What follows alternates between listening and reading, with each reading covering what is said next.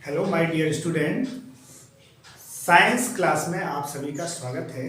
Class 10th में जो science में केमिस्ट्री पार्ट है उसमें लेसन है कार्बन एवं उसके यौगिक, कार्बन एंड इट्स कंपाउंड। तो इस चैप्टर में कुछ कार्बनिक यौगिकों का या हाइड्रोकार्बनों का नामकरण है। तो उस नामकरण के लिए हम आपको आज पढ़ाएंगे कि एल्केन का नामकरण कैसे किया जाता है, एल्केन के नामकरण की कौन कौन सी विधियां हैं या किन नियमों का हम प्रयोग करके उन नामकरण को करते हैं। तो सबसे पहले हम समझेंगे कि एल्केन क्या होता है, एल्केन सीरीज क्या होती है। हम सबसे पहले नामकरण किसका करने जा रहे हैं, एल्केन का, एल्केन का नामकरण। एल्केन का नामकरण करने के पहले हमें समझना होगा कि एल्केन क्या होता है। तो एल्केन समझना बहुत आसान है। ऐसे हाइड्रोकार्बन होते हैं जिनमें कार्बन कार्बन के बीच एकल बंध उपस्थित होता है या सिंगल बॉन्ड उपस्थित होता है, उसे एल्केन कहते हैं। जैसे कार्बन कार्बन की कोई चेन प्रक्रिया हो, कार्बन से कार्बन बहुत सारे जुड़े हैं, तो उस कार्बन कार्बन के बीच में एक सिंगल बॉन्ड आएगा, इसको कहते हैं एकल बंध, एकल बंध। इसका सामान्य सूत्र जो होता है, सामान्य सूत्र वो होता है CnH2n+2, CnH2n+2।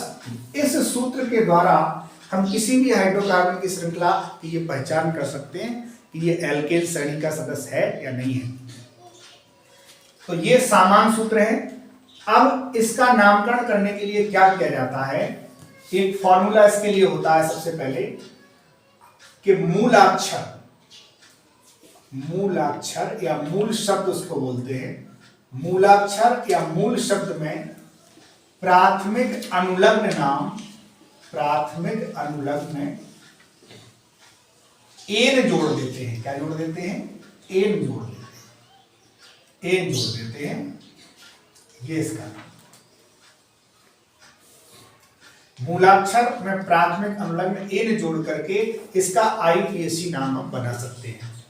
इसकी हम इंटरनेशनल पद्धति आपको बताते हैं नामकरण की, IUPAC पद्धति, IUPAC पद्धति। दो पद्धति होती है, एक सामान्य पद्धति, एक IUPAC। तो आपको IUPAC पद्धति को बड़े ध्यान से समझना है। इस पद्धति में क्या होता है, इसका पूरा नाम समझ लीजिए आप। I से होता है इंटरनेशनल, इंटरनेशनल। U से होता है यूनियन, इंटरनेशनल यूनियन ऑफ ये कंजक्शन में जोड़ने के लिए, international union of pure, P से होता प्योर, ऑफ प्योर। A से एंड अप्लाइड, एंड अप्लाइड। और C से होता है केमिस्ट्री, केमिस्ट्री या उसमें हम केमिस्ट भी लिख सकते हैं, केमिस्ट्री या केमिस्ट। तो ये इसका पूरा नाम है IUPAC पद्धति का। अब इस पद्धति में हम एल्केन का नामकरण कैसे करते हैं, इसका एक जो सूत्र होता है वो होता है एल्क प्लस एन बराबर एल्केन। तो ये एक कॉमन इसका सूत्र है, लेकिन इसको हम समझेंगे कैसे, हमें कैसे पता होगा कि मूल शब्द क्या होता है, किस कार्बन को क्या नाम दिया गया है। तो सबसे पहले तो हमें इसको ये समझना है कि सबसे पहले हम कार्बन की संख्या और उसका मूल शब्द, कार्बन की संख्या और मूलाक्षर या मूल शब्द, मूलाक्षर या उसे हम कहते हैं मूल शब्द, ये क्या होते हैं। सबसे पहले हमें इस IUPAC को सीखने के पहले ये याद करने पड़ेंगे, और इसको याद करने के बाद आप मूलाक्षर का नाम सीख जाएंगे, फिर आप कोई भी नामकरण कर सकते हैं। जैसे हमने कहा, यदि कोई श्रृंखला है जिसमें एक कार्बन है तो उस एक कार्बन की श्रृंखला को कहा जाता है मैथ, मैथ बोलते हैं उसको। दो कार्बन की श्रृंखला है तो उसको एथ बोलते हैं, मेथ एथ। तीन कार्बन की श्रृंखला है तो उसको प्रोप बोलते हैं, प्रोप नाम दिया गया। चार कार्बन की श्रृंखला है तो उसको ब्यूट नाम दिया गया, और 5 कार्बन की श्रृंखला है तो उसको पेंट नाम दिया गया। और 6 कार्बन की श्रृंखला होती है तो उसको हेक्स नाम दिया गया, और 7 कार्बन की श्रृंखला होती है तो उसको हेप्ट नाम दिया गया, हेप्ट। अब इसी के बाद हम लिख देते हैं यहाँ, अगर 8 कार्बन है तो उसको ऑक्ट कहा जाता है, ऑक्ट, और 9 कार्बन है तो उसको नॉन कहा जाता है, और 10 कार्बन है तो उसको डेक कहा जाता है, और अगर 11 है तो उसको अनडेक कहते हैं, और 12 है तो डूडेक कहते हैं, और 13 है तो ट्राइडेक कहेंगे। इसी प्रकार से इसकी सीरीज होती है, लेकिन आपको 10 तक ही सीखना है या ज्यादा से ज्यादा 5 या 6 तक सीखना है, इससे बड़ी श्रृंखला आपके उसमें नहीं आती है, 5 कार्बन, 4 कार्बन, 6 कार्बन तक। अच्छा, इसको एक ट्रिक भी है याद करने की, इसको इंग्लिश में आप लिख देंगे